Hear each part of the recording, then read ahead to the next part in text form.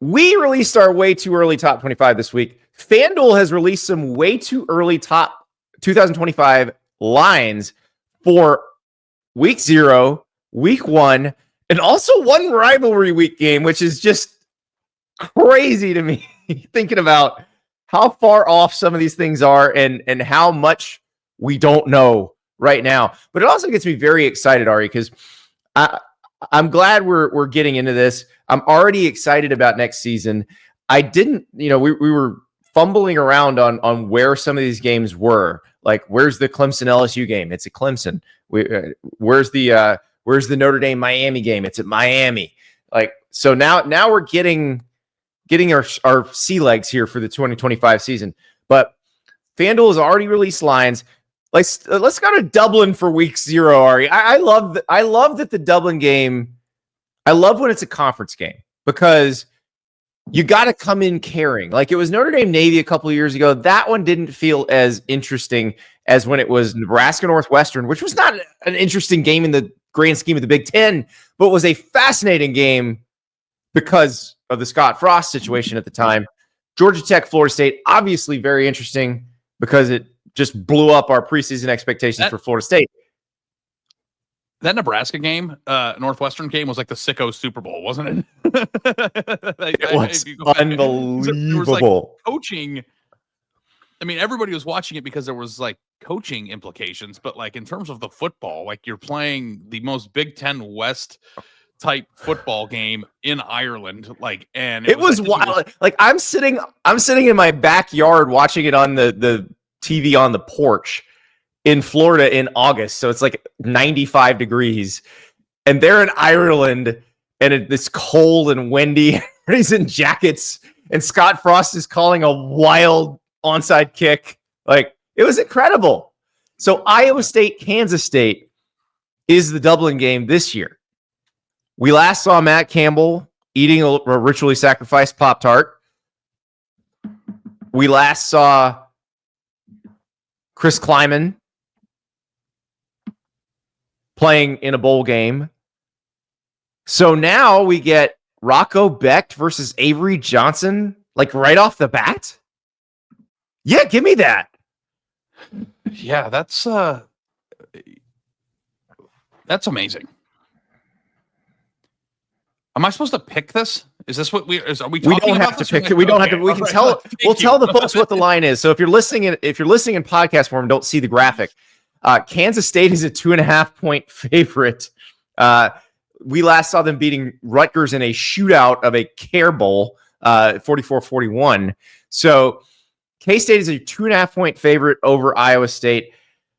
I don't really know how to handicap this one yet. Iowa State, we kind of need to know what the offense is going to look like because obviously they were a really good passing offense last year, but Jalen Knoll and Jaden Higgins are two of the better receiver prospects in the NFL draft now. So the question is going to be, what is that going to look like? I think we're fairly confident in Rocco Becht by this point after we saw him lead Iowa State to the Big 12 championship game. Yeah, but I'm assuming that this year we're also going to get caught back up in the Avery Johnson mania, right? Like, I don't know if that's over. I know that he didn't have the Johnny football type year that people were expecting, but I thought he improved during the course of the year and has a pretty high upside still, no? I think he does too. And I also think, they kind of, it feels like they're kind of figured out Dylan Edwards as the season went on and how to use him correctly. There are definitely some ways to do this. Jace Brown, they can use him. He averaged 17.5 yards a catch, only caught 47 passes, but I'm guessing they use him more next year. And look, K-State's one of those places you can have receivers where everybody knows you're going to throw to him, but Tyler Lockett says he's going to get open anyway. Like sometimes that just happens. Jace Brown might be that guy. So I am pumped about this one because, again, the Big 12 is going to be the same as it was this year, where it's going to be razor thin margins.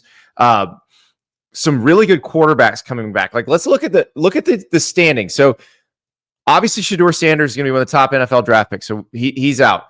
But Sam Leavitt's back for Arizona State. Rocco Becht is back for Iowa State. Jake Retzlaff is back for BYU. Sawyer Robertson is back for Baylor. Mhm. Avery Johnson's back at Kansas State. Like, there's going to be really good quarterback play in that league. For sure. It's going to be a fun league. And I just got the notification on my email yesterday of like Big 12 Media Day, Dallas, July 7th and 8th. Let's go. Yeah. I mean, it's time. It's time. All right, let's move on to week one, because there's some matchups in here that I like. You remember when they announced they were going to happen? Sometimes they were announced like 6 years ago, and then you forgot they were going to happen, and now it's like, oh wait, this is going on. Auburn Baylor is interesting to me because Baylor is one of the hottest teams in the country at the end of the year. So this game's at Baylor. Baylor's a 1.5 point dog. You and I have said Auburn's a team to watch this offseason, that they could be significantly better this season. Baylor was really good at the end of last season. Yeah, and also too, like that'll be the first look at the Auburn offense. And who they pick at quarterback and what their potential could be too. I see that they're a slight favorite on the road.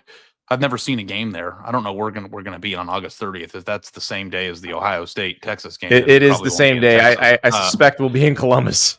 Yeah, but that would be a pretty fun game to go to because I still hold deep in my heart some Jackson Arnold stock. So, well, here's the thing. And this is what I keep telling people when they ask me about the Auburn pick. I'm not basing it around Jackson Arnold. I'm basing it around that there will be a competition between Jackson Arnold, Ashton Daniels, and Deuce Knight, and the best one of those will win the competition. Yeah, and that the best one of those, whoever that is going to be better than Peyton Thorne was this past year. Oh, and they've got 2 NFL receivers to throw to. There's that. Like, that's the biggest piece of it. And the line is solid. Like, I'm not ready to go as far as saying good, great, whatever, but Auburn fans will tell you solid for their offensive line, they're good with. Like, they've been wanting solid for a long time, and they've got solid now. So, you know what's crazy is if like Jeremiah Smith and Ryan Williams didn't exist, like Cam Coleman would be a bigger star. I think he had like 9 touchdowns this year and 600 yards receiving as a true freshman. Yeah. So, like, I mean, I don't know if the world has caught up to how good he is yet, but they certainly will next year. And like, this freshman receiver class was loaded this year, and you don't usually see them make as big of a splash as Smith and Williams did. So I think you're right. That was a pretty big splash for Coleman. And it's like, I think that the reason why people are so appalled to see us have Auburn pretty high up on our rankings is because that Cam Coleman got overshadowed in a world like, if this was 2 years ago, he might have been the most exciting returning player in the SEC. If Ryan Williams didn't exist, like, he's really, really good. And he's a big bodied kid. And, you know, he's 6'3" or 6'4", 210 pounds. He's thick. He's got great hands. He's fast. Like, he's a great player. And I think that he's going to win them games in the future. So, I mean, I'm going to take Auburn here. I'm going to lay the points. And don't worry, we can pick this much later. We do not have to pick it now for 7 or 9 months. Just like let it sit there in the FanDuel account while they invest it on the back end and get 18%. That's what I want. Yeah, Ari's kicking out interest for FanDuel. Alabama at Florida State. Ryan Williams does exist, by the way, and he's headed to Tallahassee for the first game next year. God, these are great games. I didn't know that one was even happening till right now. Bama is an 8.5 point favorite.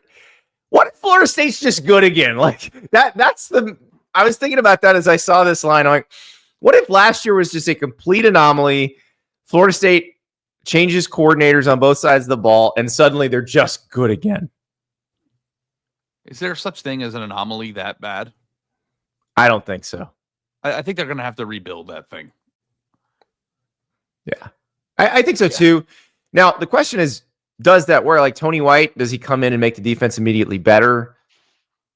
We don't know, but they will be challenged right away. And the thing is, we'll also get a look at whatever Alabama's doing at quarterback. Like, we had this discussion yesterday because the message boards have said, oh, Ty Simpson. But again, why wouldn't he have beaten out Jalen Milroe at a certain, because the message boards hated Jalen Milroe. They were like, well, good riddance. I'm like, yeah, but why didn't they change quarterbacks if they thought Ty Simpson was better? Oh, wait, they didn't think he was better. So you got Ty Simpson, you got Austin Mack, who came with DeBoer from Washington. You have Keelan Russell, who's the freshman. And again, in some of these situations where there's Keelan Russell or Deuce Knight or some other situation, there is going to be a true freshman quarterback who comes in and they're like, holy crap, that's the guy. Yeah. No, I'm on high alert for Russell there. Yeah. I am.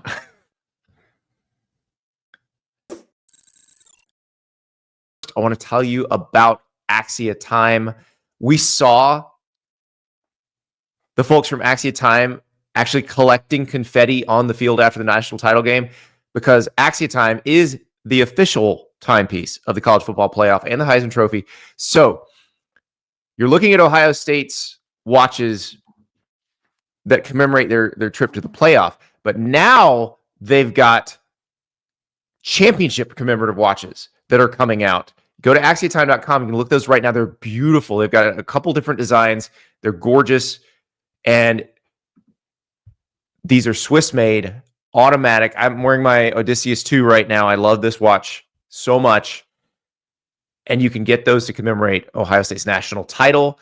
If you're a fan of a team that made the college football playoff this year, they've got gorgeous watches that commemorate your team's trip to the CFP. AxiaTime.com. For those CFP watches, code Ari & Andy gets you 10% off. The Ohio State national title watches will include bits of confetti from the game. And again, we saw them collecting the confetti.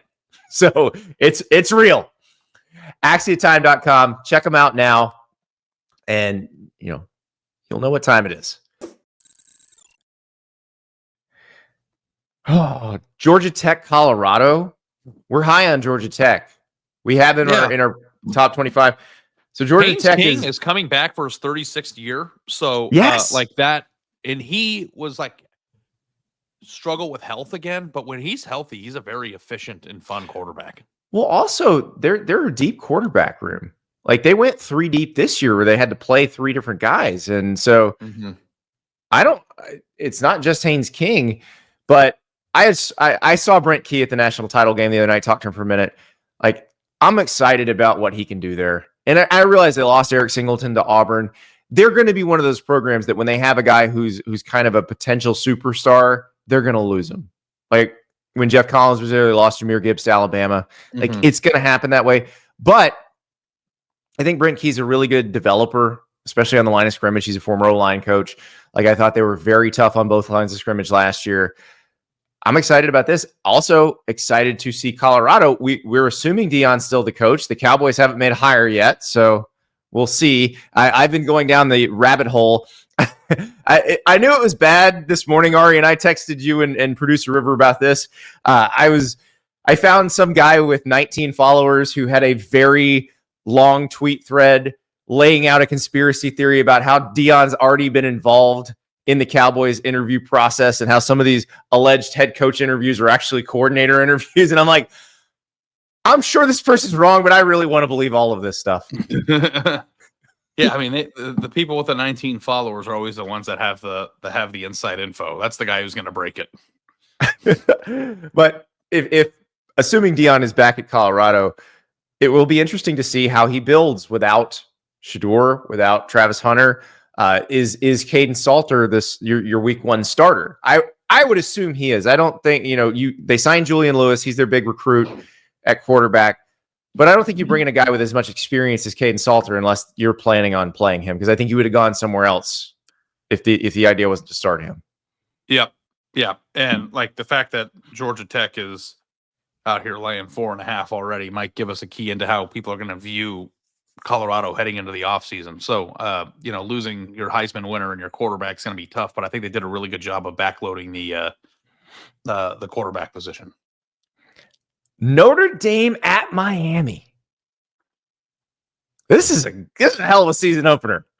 It's Catholic's first round picks. Yeah. Notre Dame's a 2.5 point favorite on the road. This is going to change. This line, because we don't know anything. Like Miami has been a very active spring portal team the last few years.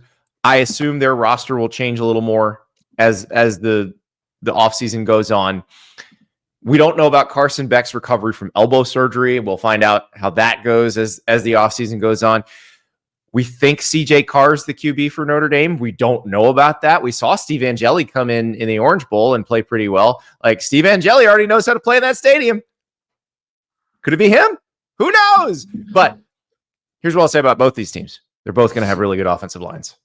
And that makes you feel comfortable with both of them being pretty good next year too. Yeah, and it's going to be another pivotal game. It's not going to be a meltdown game, but it's going to be a pivotal game for two programs that want to either continue where they're building and take the next step, or continue where they've been. And it's like Miami was such a nice surprise this year to a lot of people. I was pretty high on them coming into the year because I liked the sum of its parts. But if they go, 8-4 next year, that would be pretty disappointing. So, and of course, Notre Dame doesn't want to start off the new year with an L when they're trying to prove that they're going to be a consistent fixture in the playoffs. So, two teams that are still, I think, in the ascension mode. And I'm very curious already to see, what those two teams will look like at that point. Yeah, it's going to be great. And the Carson Beck situation is fascinating because with Cam Ward last year, now this time last year, we still didn't know if Cam Ward was going to be in college. I think I don't know if we'd gotten to the point where he decided. I think he decided by now. That's right. I'm off because the national title game was later this year. So by now he had decided he was going to Miami, and he's already working with them. They know that they have him. Like, the Carson Beck thing he is coming off elbow surgery. You're unsure what he's going to look like after that. So we'll see. But then again, the Notre Dame QB situation, equally fascinating because it seems like they're going to go with somebody homegrown. They've done the 1-year rental the last 2 years, and now they're going with somebody homegrown. Ari, let's go to the one that I assume will be here, but God only knows what's going to happen between now and August. Texas at Ohio State. This could be our number 1 versus number 2. Or not ours. This may be number 1 versus number 2 with the AP preseason poll and all that. I think it's going to be. I don't know what the makeup of Ohio State's going to look like. I'm very curious to see what their team is, top to bottom, 22 spots. But I feel like right now, if I were to place a bet on this game, I probably would feel more comfortable with Texas taking points here. Well, Ohio State's a 4.5 point favorite. According to FanDuel, we know who the Texas quarterback will be. It's going to be Arch Manning. Ohio State, is it going to be Julian Sayin? That's the thought? That's the thought. They have other options too. They are another one in the Alabama camp of 5-star true freshmen who can come in and maybe make some waves if they need St. that. Clair. But and I know that Ohio State has Caleb Downs and Jeremiah Smith, but when you look at what Texas is returning, if the game was tomorrow, I would take Texas. Yeah, it's interesting because Texas, if you look at the On3 transfer portal rankings, Texas is not ranked as high as it has been because I don't think they feel like they need as much out of the portal this time. I think they feel like they've developed what they have and feel pretty good about what's already there. Yeah. But that's going to be the game of the weekend for sure. And there's a lot of great games here. Oh yeah. We also have Tennessee, Syracuse, which Syracuse coming off 10 wins. They were trying River just shivered there. He was a little nervous. Yeah. Tennessee's a pretty big favorite in that game. They're a 13.5 point favorite. The assumption is Kyle McCord is in the NFL at this point. They were, kind of, I guess, Hail Mary hopeful that they might say the 1 year he played 5 games at Ohio State, he could get a red shirt for, but I don't think that's going to happen. I thought it was already over. I believe it is. He's declared. He said he's gone, but then you had them talking about it about a week ago with maybe not. But yeah, I don't think. Use some of that NIL money to get a better lawyer. I don't know what to tell you. Well, the thing is, Fran Brown did a great job reshaping that roster last year. So we'll see what he can do this year. We also have another big one involving two teams that are in our top 25. LSU going to Clemson. The battle for Death Valley. because they play at the Clemson Death Valley this year, and they'll play at the LSU Death Valley in 26. Two really good returning quarterbacks in Garrett Nussmeier and Cade Klubnik. Defense under new management at Clemson. Tom Allen is your new defensive coordinator there, but it is not like they lack time. This is not the situation that Blake Baker walked into at LSU this past year, where they didn't have a lot of talent relative to what they usually have, and he had to kind of work with the pieces he had. Clemson, they got dudes, and I would imagine that Tom Allen will deploy those dudes better. Big game.